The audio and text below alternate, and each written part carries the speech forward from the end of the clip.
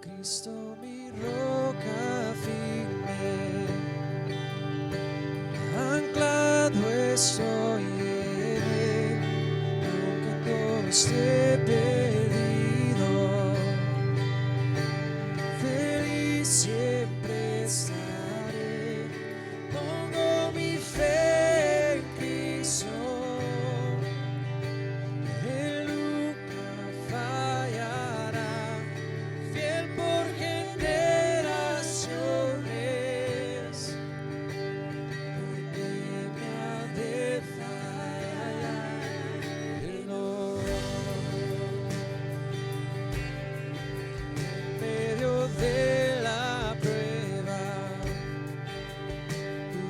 Siempre sentiré, no seré derrotado, es mi fuerza está en él, pongo mi vida en Cristo, él nunca fallará, es fiel en todo momento.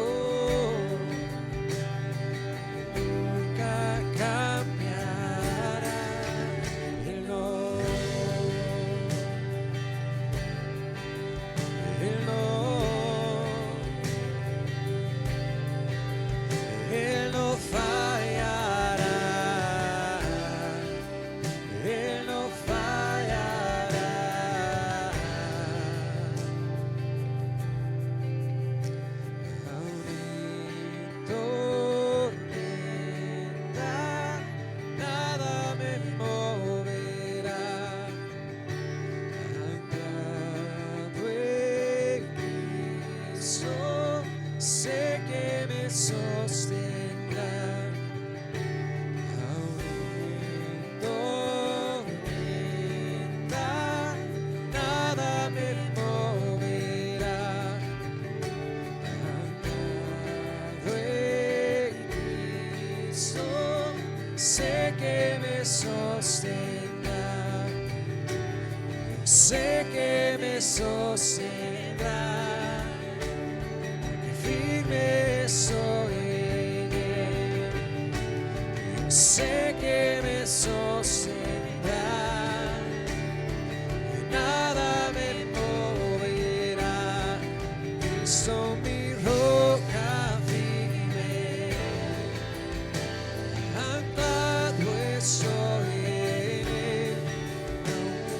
esté perdido, feliz siempre estaré. Pongo mi fe en Cristo, Él nunca fallará, fiel por generaciones, porque me ha de fallar. Él no.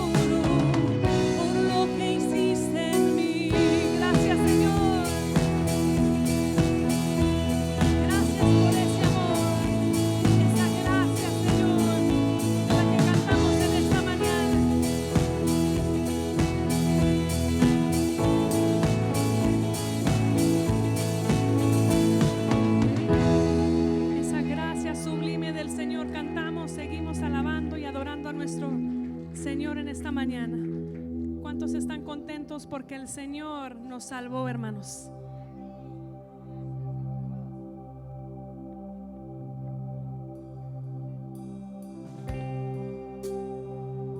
Gracias, Señor, por esa salvación, Señor, tan grande.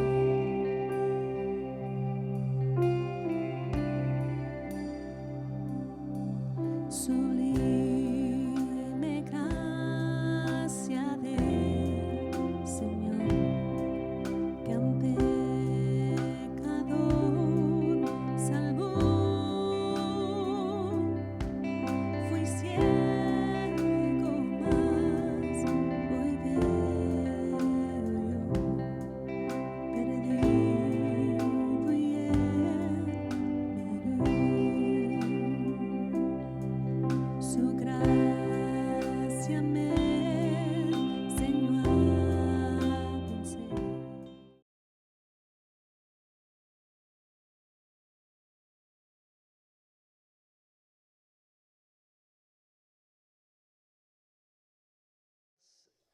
Y pues ni modo de decirle qué capítulo, solamente tiene un capítulo Judas, ¿verdad?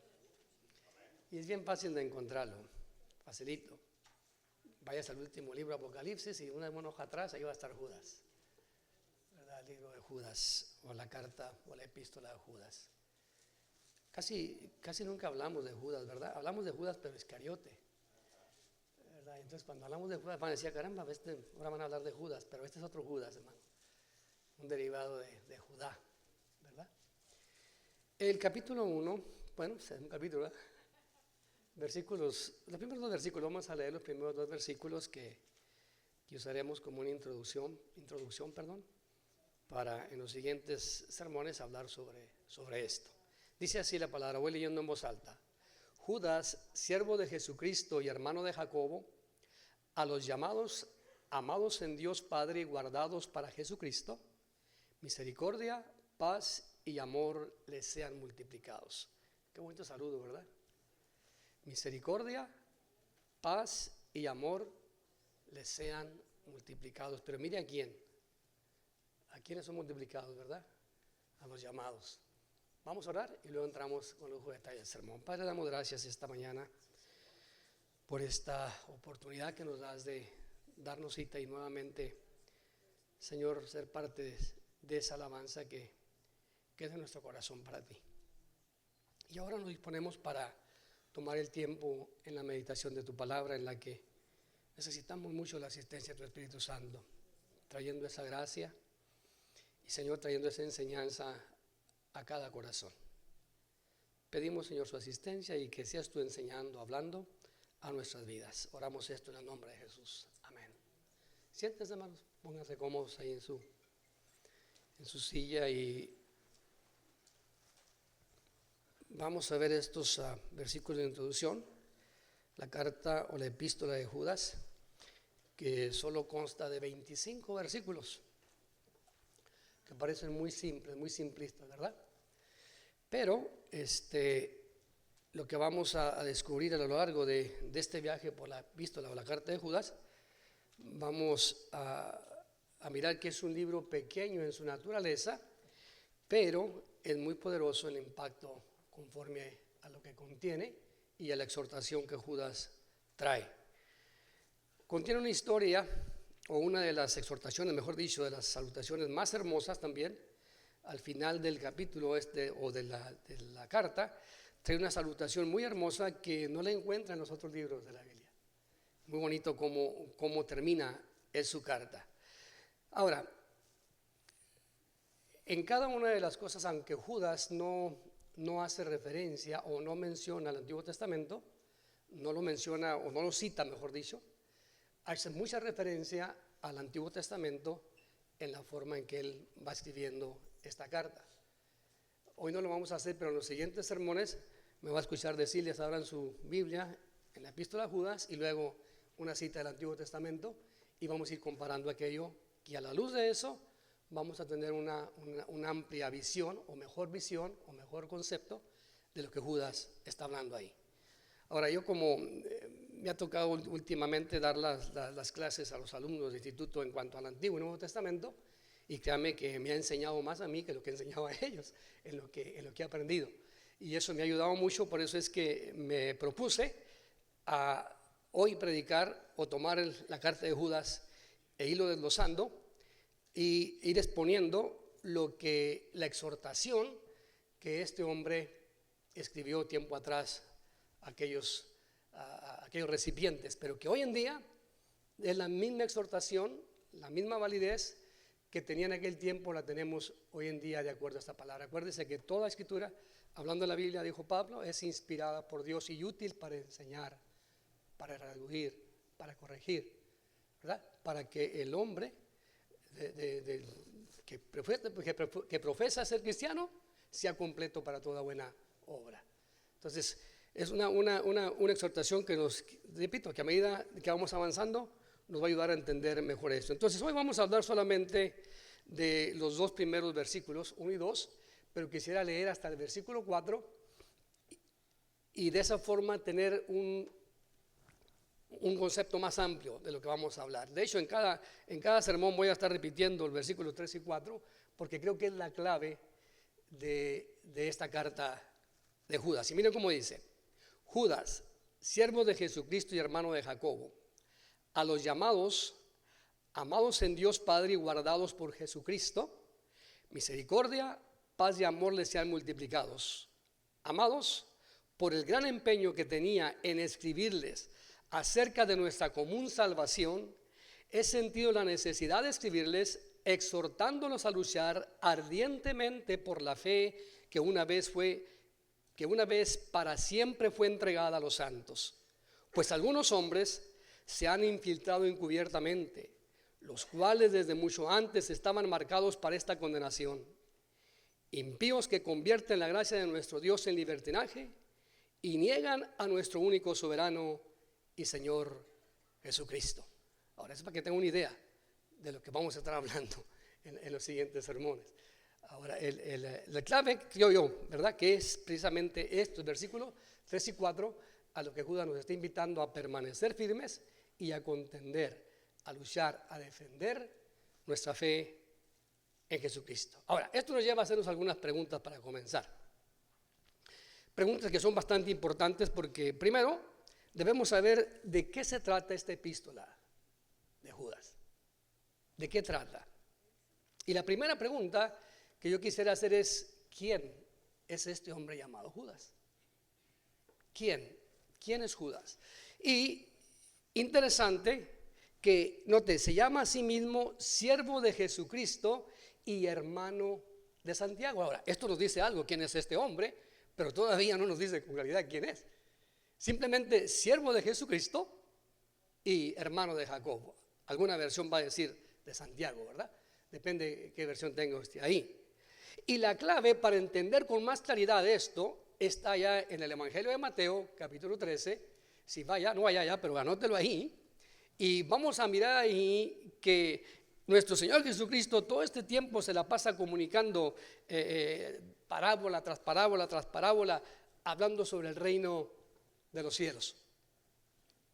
Pero como suele suceder cuando Jesús hablaba o predicaba o enseñaba, o incluso cuando realizaba algunos milagros, había siempre gente que estaba a la defensiva o atacando a Jesús, siempre cuestionando, ¿verdad? Debatiendo con él. Cuestionaban.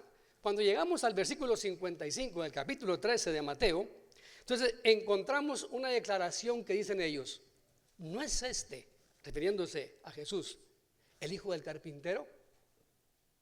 ¿No es este el hijo de María, o cuya madre es María? ¿No es este el hombre que tiene algunos hermanos como Simón, José, Santiago y Judas? Ahora, si usted está con nosotros por primera vez y usted profesa ser católico, usted se va a ofender con esto. Se va a ofender mucho con esto. Después le pido disculpas. Ahorita no se las voy a pedir hasta aclarar el sermón. A la hora no hay necesidad, ¿verdad? O sea, tuvo más hermanos, nos da a entender que Jesús tuvo otros hermanos. Y este Judas, al parecer, era medio hermano de Jesús. Lo que me llama la atención y que se me hace interesante es que Judas no dice Judas, hermano de Jesús, sino que dice Judas, hermano de Jacob, siervo de Jesucristo y hermano de Jacob o hermano de Santiago. Se presenta como hermano de Jacob, pero como un siervo voluntario, como un sirviente voluntario de Jesucristo.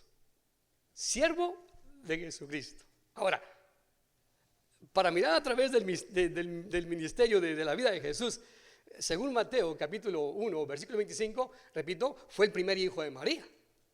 Pero como María tenía esposo, tuvo otros hijos, ¿verdad? Lo que nosotros llamaríamos entonces medios hermanos de Jesús. Y no solo medios hermanos, sino que también nos habla Marcos 6 y como el capítulo 13 de Mateo, que también tuvo algunas hermanas, medias hermanas. Entonces, para aclarar de dónde viene este hombre, o sea viene de un trasfondo que conoce muy bien a Jesús.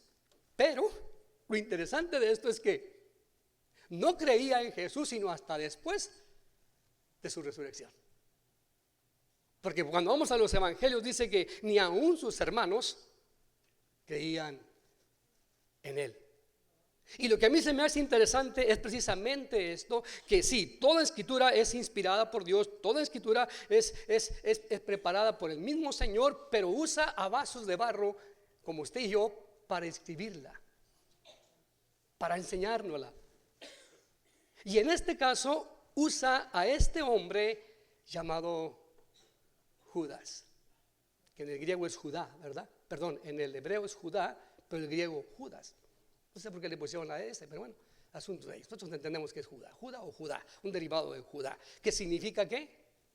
Alabanza, ¿verdad? O alabado sea el Señor, ¿verdad? Alabado sea Dios. Bueno, entonces notamos aquí que aunque Dios escucha a ciertos hombres, en este caso usó a este hombre, medio hermano de Jesús, para traer esta exhortación tocante a nuestra fe, tocante a lo que creemos, tocante a la salvación, que una vez y para siempre nos ha sido entregada. Interesante, una vez y para siempre. Entonces, el recipiente perfecto está aquí este hombre llamado Judas. Ya tenemos una idea más o menos, conocemos algo sobre Judas, pues, el medio hermano de Jesús, creció con Jesús, posiblemente dormía hasta en la misma habitación de Jesús y no creía en él. Pero no es hasta después de que el Señor muere y resucita, entonces viene a creer en él y luego nos envía esta carta, especialmente versículos 3 y 4, hablando de estos hombres que se han infiltrado sin ser reconocidos o sin ser identificados. Y estos que se han infiltrado da las características de estos tipos de hombre. La pregunta ahora que sigue es, ¿cómo? ¿Cómo es que estos hombres se infiltraron sin ser notados? ¿Cómo se infiltraron sin que se dieran cuenta qué tipo de personas eran estas que entraron a corromper o a distorsionar la fe o el evangelio predicado por Jesucristo? Y aquí está a donde yo quiero llegar, parte de la introducción todavía, ¿verdad? La segunda carta a los Corintios, el capítulo 11, el versículo 13 y 14, Pablo nos dice estos, ¿cuáles? Hombres que han entrado, ¿verdad? Pero Pablo habla de estos otros que tengan, estos individuos, dice, son falsos apóstoles. ¿Ha oído hablar hoy en día de los apóstoles, verdad? Bueno, estos individuos, dice Pablo, son falsos apóstoles. Son obreros engañosos que se disfrazan de apóstoles de Cristo. Pero no me sorprende para nada, dice Pablo. Aún Satanás se disfraza de ángel de luz. O sea, Pablo dice, no se maravillen, porque aún el mismo diablo se disfraza de ángel de luz. Ahora, algo interesante y quiero ser muy claro esta mañana en esto. La mejor y más efectiva táctica de Satanás para infiltrarse no es con un traje rojo, con dos cuernitos de becerro creciendo apenas, con una barbita de chivo, una pata de chivo, otra de gallo y una cola y una horquilla. Si se presenta así, todos lo identificamos, hermano. ¿No es así? Se presenta y dice, este es el diablo. Fácil, aunque no es para nada el diablo. No sé de dónde salió esa idea del diablo así. No. Entonces la forma más efectiva no es que se presenta de esa forma para no, viene de una forma mucho más escondida, ¿verdad? De hecho, viene de una forma que para nada lo identificamos. Ahora, déjenme decir algo. Hay muchos problemas de controversia dentro de las mismas hermanos dentro de la iglesia, ¿cierto? Muchos problemas de controversia, ¿es cierto? Todos diferimos en alguna teoría o en alguna de estas y no estamos de acuerdo unos con otros. Estamos siempre en controversia, muchas ideas entre los mismos hermanos aquí dentro de la iglesia. Muchos favoritismos en ciertos predicadores y en ciertos no.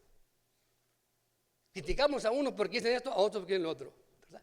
Entonces, hay siempre esa diferencia dentro de las iglesias, y no nomás en esta, en todas las iglesias, hermano, hay, en todas las hay. Pero esa no es la forma más útil de destruir el cuerpo de Cristo. Esas son cosas entre uno mismo. Mira, a mí me dijeron aquí frente al altar, aquí me dijo un hermano ahí, que yo era muy orgulloso, que por eso la gente no se me arrimaba porque creía que todo lo sabía,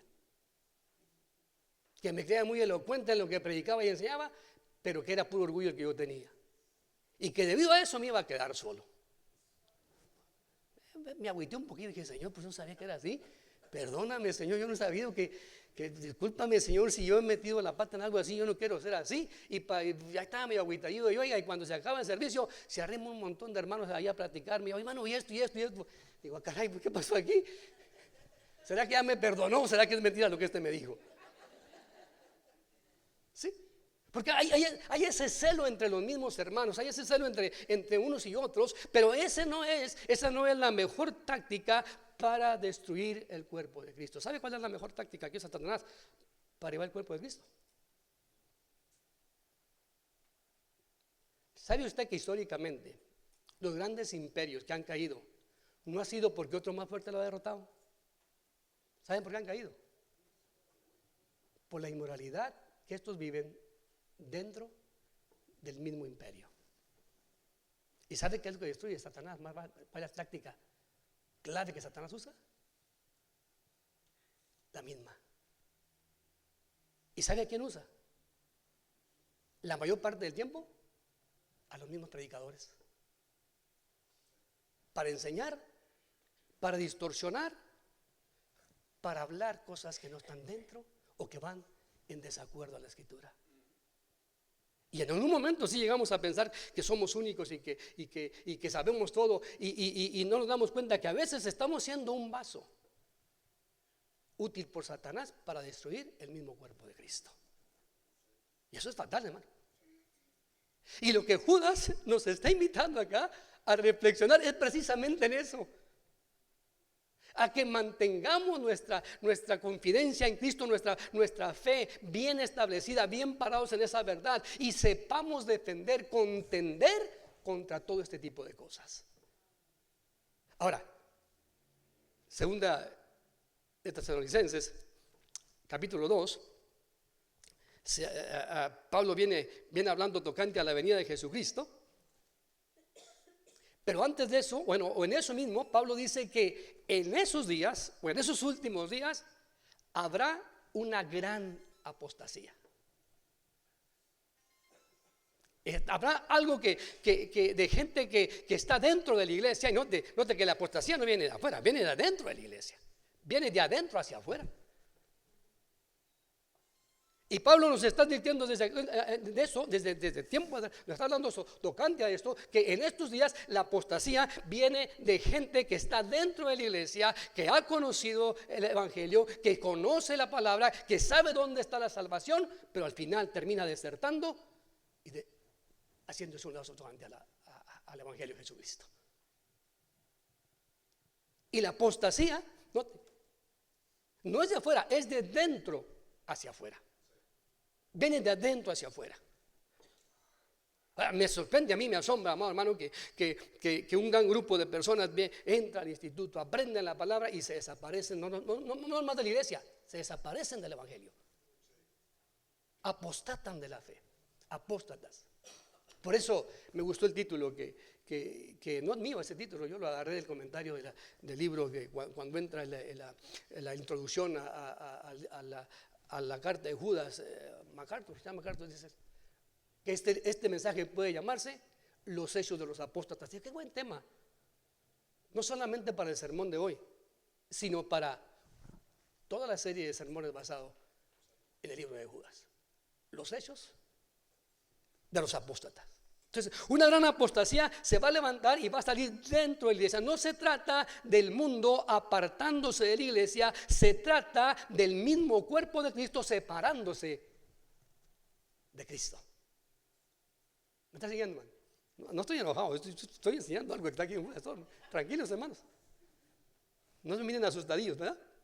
Entonces lo que debemos tener claro es que estos ciertos hombres han entrado sin ser notados. No se dieron cuenta hasta que ya estaban dentro. Noten la sutileza de Satanás para entrar e infiltrarse dentro de los cristianos o dentro de la iglesia. Ahora, cuando dice aquí el texto que somos santificados, somos llamados, entonces creo que necesitamos estar preparados, ¿verdad?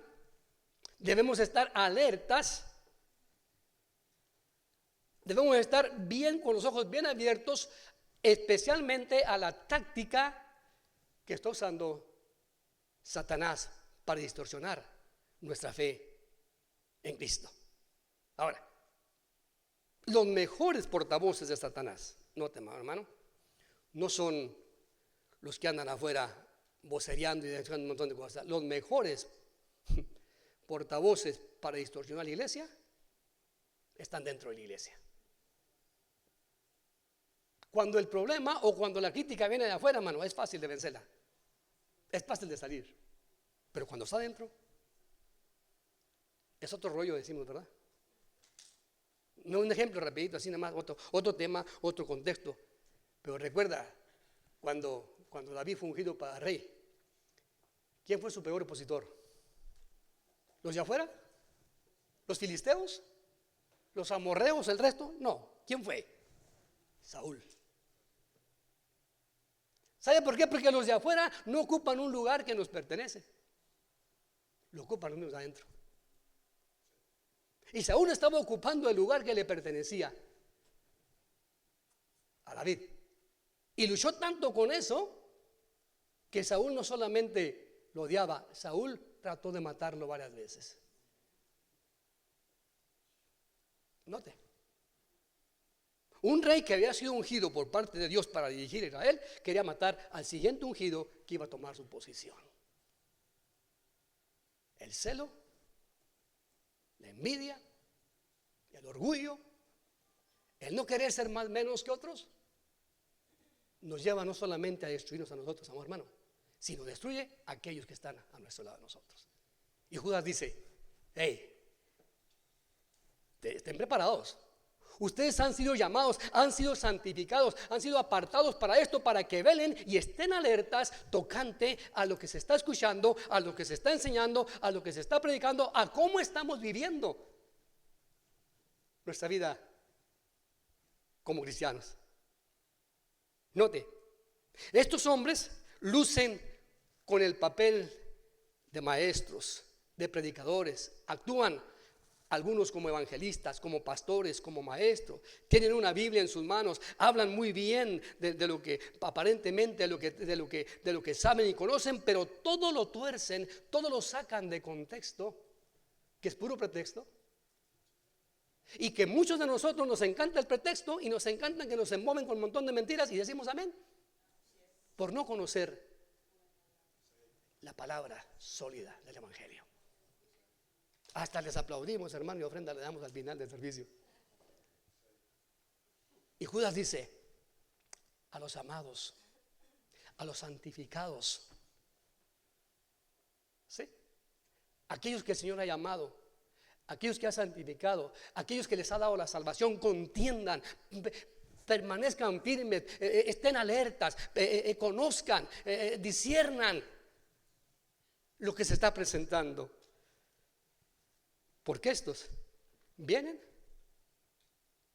con todo lo que traen para derribar. ¿Cómo se infiltraron? A través de una apariencia, mostrando que eran lo que no son. Ahora, ¿a quiénes se presentaron? ¿A quién? ¿A dónde llegaron? Note. Y aquí está lo que quiero que nos demos con más detalle, ¿verdad?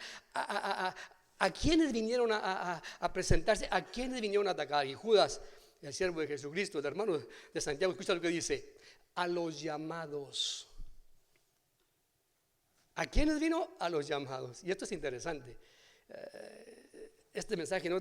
O esta carta de Judas no está dirigida a alguna iglesia en específica. ¿Nota? Dice a los llamados, como por ejemplo usted va a la carta a los Efesios, a la iglesia de Éfeso. Usted va a los Gálatas, a la iglesia de Galacia. Va a Corintios, a la iglesia de Corinto, ¿verdad? Pero esta carta está dirigida a los llamados. Y eso es importante. ¿Por qué? ¿Por qué es importante? Porque nos está diciendo a nosotros, a usted, a mí, que estemos alertas a este tipo de cosas. Ahora, si vamos a desglosarlo con más detalle, bueno, vamos a ver qué es lo que nos puede decir. Ahora, ¿qué nos está diciendo? Que esto le puede pasar a cualquiera dentro de la iglesia. No le pasa ciertamente, no, a nuestra denominación no le pasa porque somos pentecostés.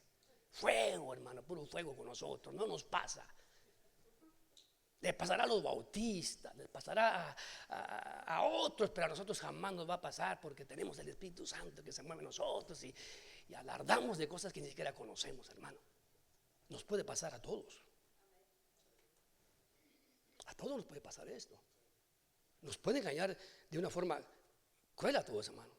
Le puede pasar a cualquier denominación, a cualquier persona. Ninguno de nosotros está inmune de eso. Por eso es que debemos estar preparados y no caer en la trampa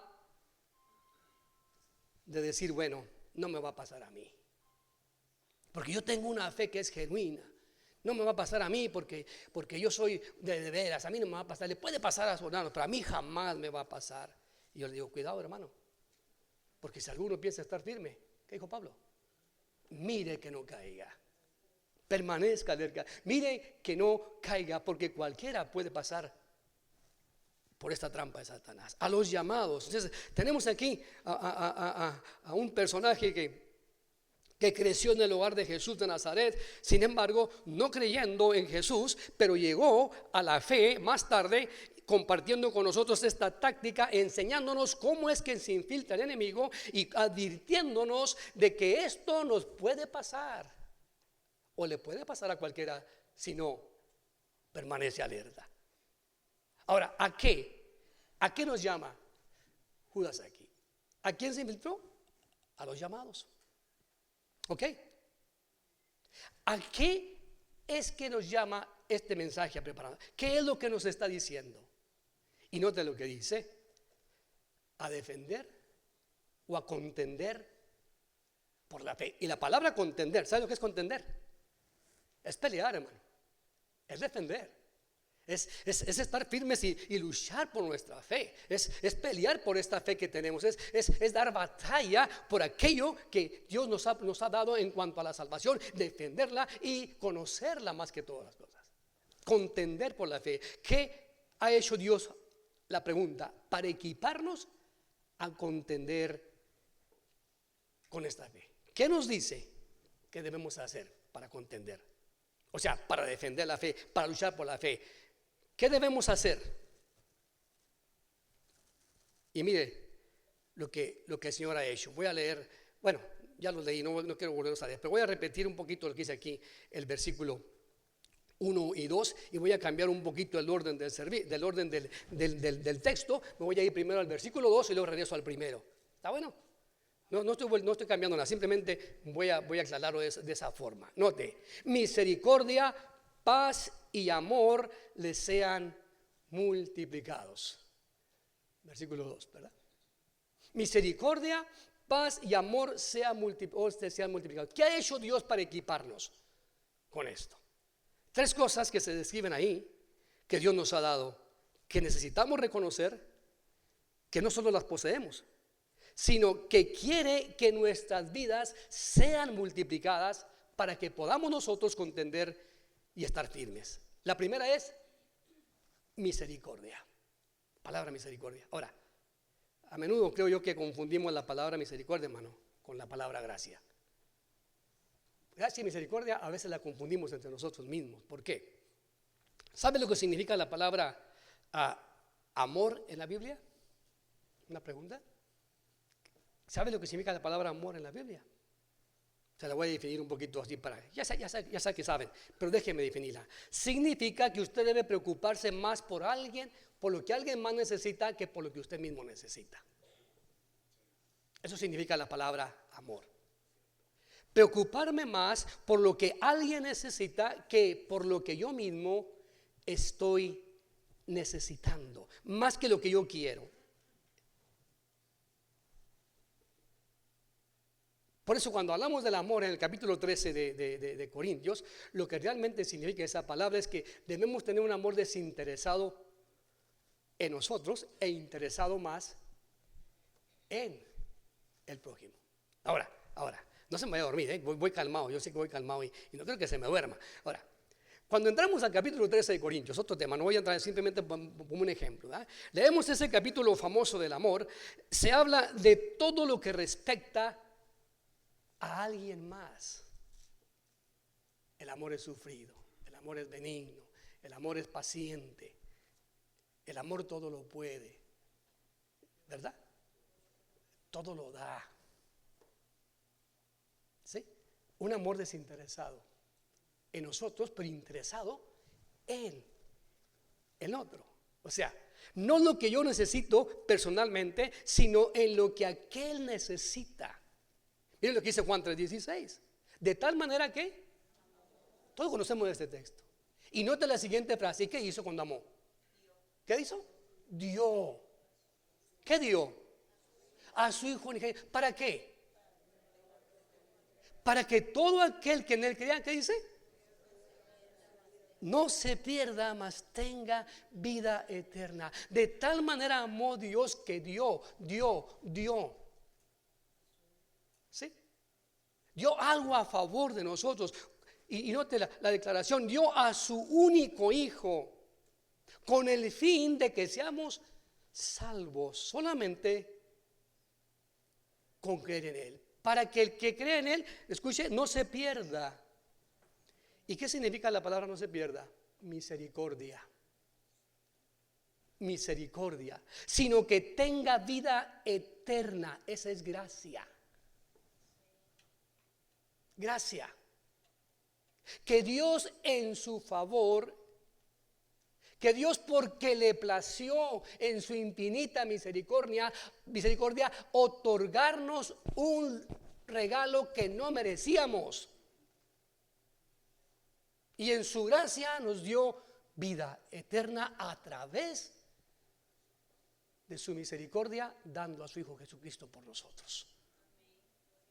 O sea, nos dio esa gracia de salvación. O sea, quiero que vean el orden de las palabras, cómo viene Juan 3:16. No es Juan 3:16 de que estoy predicando, simplemente estoy tratando de definir aquí la palabra misericordia de la que Judas nos está hablando aquí.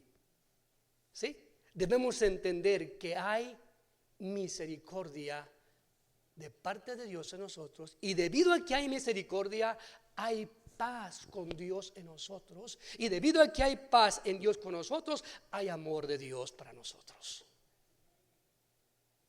Y Judas dice que estas 3 cosas no solamente habiten en ustedes, que estas 3 cosas sean multiplicadas en ustedes. Eso es maravilloso, ¿verdad? ¿Quién no quiere tener amor, hermano? A todos nos gustan que nos amen. ¿Y a cuánto nos gusta amar? ¿Qué dijo aquel hombre, aquel hermano? No sé, yo sí quiero amar a los hermanos, pero no me ayudan. No me ayuda nada para amarlos. Yo quiero amarlos, pero no me ayuda nada. Se ponen, ahí necesita misericordia, hermano, para poder tener paz con ellos. Digo, porque sí, hay gente que es muy linda, que se deja amar, ¿verdad? Muy, muy, muy hermosa. Hay otros hermanos que son diferentes. No vamos a hablar de eso. Vamos a hablar de lo que debe abundar en nosotros, en nuestra vida. Misericordia. Y luego, primera de Juan, capítulo 1, verso 4 y 19, hace una declaración también muy increíble. Dice, amamos a Dios. ¿Por qué? Porque Él nos amó primero. Note por qué es importante estudiar la Biblia, hermano. Y por qué es importante entender lo que esta carta de Judas, o sea, el desafío de permanecer firme, de contender por la fe. Note, lo que está diciéndonos aquí es que no podemos hacerlo si lo hacemos en la carnota. No lo vamos a hacer. Si estamos en la carne y si estamos de acuerdo al mundo, no podemos hacerle frente a esto. Porque la carne solo dice mi, dame. Pero no doy nada. Para hacer esto necesitamos que estas cosas estén en nosotros y luego estoy listo yo para una buena pelea, para entrar a una buena forma de amar a mis hermanos, de contender por esto, de luchar en esto y poder defender lo que es la fe en Cristo. Pero ¿sabe qué? No es algo carnal, es algo espiritual que viene de parte de Dios a nosotros. Y que esto debe abundar en nosotros. Esto debe multiplicarse en nosotros. ¿Qué ha hecho Dios para esto? Nos ha dado misericordia, nos ha dado paz, nos ha dado amor. ¿Por qué? ¿Por qué lo hace el Señor? ¿Por qué? Bueno, y aquí está la última y más importante la pregunta. Con esto voy a cerrar yo, ya son las 10, ¿verdad? Con esto voy a cerrar. ¿Por qué debemos permanecer firmes? ¿Por qué debemos, si me permite decirlo, luchar por la fe que una vez fue entregada a los santos? Observe lo que dice el versículo primero. 3 cosas también. A los llamados, amados o santificados, depende cómo diga su versión. Puede decir a los llamados, santificados en Dios Padre y guardados para Jesucristo.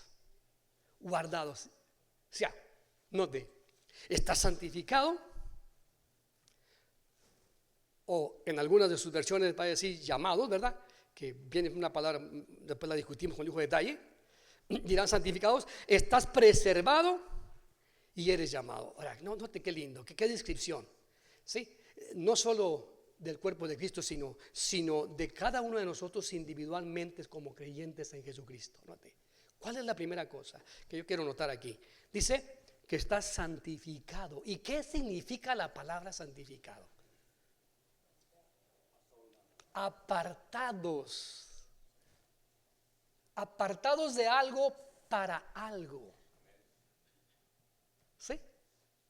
Apartado. Y cuando nos está diciendo, para poder nosotros contender por nuestra fe, necesitamos estar separados de este tipo de hombres, necesitamos estar separados de este tipo de doctrina, necesitamos estar separados para poder defender de algo para algo. No podemos contender con este tipo de cosas si nosotros mismos estamos envueltos en ellas, hermano. Si nosotros mismos las practicamos, si nosotros mismos estamos envueltos en montones de difamaciones y pecados que nosotros mismos estamos haciendo. Pero note, ya hemos sido llamados, ya hemos sido santificados. Ahora estamos siendo apartados. Ya Dios nos ha dado paz con Él, nos ha dado esa misericordia, nos tiene en sus benditas manos. Ahora nuestro trabajo, nuestro deber es ser apartados, es seguir apartados para santificación, para seguir aprendiendo, para seguir amando, para seguir entendiendo más esta doctrina sólida de Jesucristo en nuestra vida. Apartados de algo para defender aquello. O sea, interesante. Ser separado, ser diferente. ¿Sabe cómo lo dice Primera de Pedro, capítulo 1, verso 15? Él dice, sed santos. ¿Por qué? porque vuestro Dios es santo. ¿Sí? Y no significa que vamos a andar con una areolita aquí en la cabeza así y siempre con las manitas así tristes, muy lindo, ¿no? Que va a andar sin zapatos, con una borreguita. No significa eso, hermano, no. Cuando me intriga cómo pintan a Jesús hoy en día, ¿verdad? Siempre sin zapatos, sin sandalias ahí, o con unas sandalias, su vestido largo, su pelo largo y una borreguita a su lado. Qué tierno, qué dulce, qué amor, qué santo. ¿Quieren saber cómo es Jesús? Lean Apocalipsis y se van a dar cuenta cómo es realmente Jesucristo. Ahora, ¿qué quiero decir con eso? Que ser santo no significa siempre andar con las manos ataditas y de niño y sonriendo y aguantando. No, significa ser separado de esa hipocresía de santidad que muchos viven. Significa ser separado de ese tipo de santidad que nosotros creemos que es, y lo único que somos es aparentar algo como estos hombres, un papel que no somos. Que no somos, hermano. Significa tener una fe sólida creyendo en el verdadero evangelio de Jesucristo y estar firmes en lo que esta palabra nos enseña. Apartados para aprender más de Él, apartados para conocer más de Él, apartados de algo para algo. Y Él dice santificados, a los llamados santificados. O sea, esta cita que menciona aquí es una referencia, ¿sabe usted?, al Antiguo Testamento. Si usted va a Levítico capítulo 11, versículo 44, hay varios modelos de santidad dentro de la Biblia, pero creo que esta viene de aquí del versículo 44 del capítulo 11 de Levítico. ¿Qué dice ahí? Sé santos porque yo soy santo, dice el Señor. Apartaos. Ahora, significa que para defender la fe, para contender por la fe, no puedes parecerte y sonar como aquellos que están contra la fe. Ahora, es muy curiosa la gente, hermano, cuando se trata de esto, ¿verdad? Mire cómo somos a veces nosotros estos, y la mayoría, pues, somos humanos, decimos, ¿verdad? Somos humanos, pero la mayoría somos tan convenencianos, hermano, que mientras estemos ahí, estamos con ellos, ¿verdad? Pero cuando no estamos con ellos, a la hora que ellos quieren, somos unos hipócritas, somos unos mentirosos. Mentiras, predican eso y hacen otra cosa, son unos mentirosos, es pura hipocresía. Ahí vienen los apóstatas. Yo estuve en iglesia, yo crecí ahí duré 20 años sirviendo y al final me dieron en la espalda bola de hipócritas. ¿Has escuchado esa frase? No se dan cuenta que están conviviendo con el mundo, están compartiendo con el mundo, haciendo las mismas cosas que hace el mundo, practicando las mismas cosas que hace el mundo, y cuando les aprieta la tuerca algo, corren a la iglesia, y cuando la iglesia no está allí para darle su cucharita de té en la boquita, se sienten con la iglesia y ya no voy a la iglesia. Ya no voy ahí. Ni paz, ni amor, ni misericordia tienen con la iglesia. Y no te das cuenta que tú has sido llamado para ser separado de esas cosas, para defender estas cosas. La única razón por la que estamos viviendo como estamos viviendo es porque nosotros mismos nos estamos metiendo en un terreno que es ajeno, no al de Cristo. Y debemos ser separados de esa. Debemos ser separados de ese tipo de cosas, amado hermano. Y para poder contender contra todo esto, no se requiere convivir, se requiere contender, estar firme contra aquellas acechanzas que el enemigo trae. Y es tan sutil que nos convence, hermano, que sí, la iglesia es hipócrita. Y luego bueno, iba a mencionar, pero no se van a dar cuenta, mejor no lo menciono. En otra ocasión lo menciono, porque luego van a consejería por otro lado y bueno, bendito Dios, esos pastores no tienen misericordia, ságanse de ahí y se van con otro que tenga misericordia. Bueno, otro tema. Bueno, luego, la segunda palabra dice que estás, note, santificado, y luego estás preservado. Y aquí son las 10, hermano. Y esta palabra voy a un poquito más, preservado. Ahora, ¿algunos de ustedes saben lo que significa la palabra preservar? ¿Cuántos de ustedes vienen de allá de ranchos, verdad? Especialmente donde nace la fruta, ¿verdad? El durazno, por ejemplo. Y luego no queremos que el durazno nos dure para más años, pero la fruta se echa a perder si no la cuidamos. ¿Y qué es lo que hacen? La preservan, ¿verdad? ¿Cómo le hacen para preservarla? Un proceso que agarran un frasco, pelan aquel durazno y luego lo echan en aquel frasquito, le ponen un montón de azúcar y no sé qué tantas cosas más, y allí pasa años, ¿verdad? Y hasta, bueno, puede pasar hasta vuelta de años. Se trae usted que ya fue para acá y acá lo destapa. Con azúcar sabe más bueno, hermano, ¿verdad? Como que con azúcar sabe más rico aquel durazno. Lo ha preservado y con el tiempo sabe más rico aquel durazno. Y puede comerlo en tiempo que no es tiempo de fruta, porque lo ha preservado. Ahora, yo creo que ya me entendió a dónde voy, ¿verdad? El Señor no solamente nos ha santificado, sino que nos ha preservado para que cada día sepamos como el durazno más dulce, hermano. Permanezcamos más dulces, más sabrosos, más apetitosos, hermano. ¿Ve? Ahora, ¿qué usa la gente para preservar? Un montón de cosas allí, no sé qué tanto le echan. Yo nomás me lo he comido, está bien rico, hermano. Está muy sabroso. Pero ¿cuáles son esos preservativos que el Señor usa para nosotros santificarnos y para preservarnos? Exactamente. La lucha, las pruebas, el fuego, las incomodidades que vienen. Pero a pesar de cada una de ellas, nosotros somos más sabrosos, más ricos, hermano. Bueno, debemos ser. Hay quienes se tornan amargos, ¿verdad? Parece que echaba un vinagre aquello y con limón, como que no sabe muy bueno, y poquito carbonato y hierve. Pero no, esta preservación es para ser mejor. O sea, nos ha santificado, nos ha separado de un mundo que vive en pecado, que vive en contra de Él, nos ha separado de eso y luego nos ha preservado para que nosotros tengamos un sabor distinto, un sabor más agradable. Amén. ¿Sabe qué dijo el Señor? Ustedes son la sal de la tierra. Ustedes son el sabor. Y el hermano predicó, no hace mucho que predicó sobre eso, habló sobre la sal, la importancia de eso. Entonces note, no solo nos ha separado para algo, sino que nos ha preservado para dar un mejor sabor. Y para poder contender con todo esto, necesitamos tener estas cosas en nuestra vida.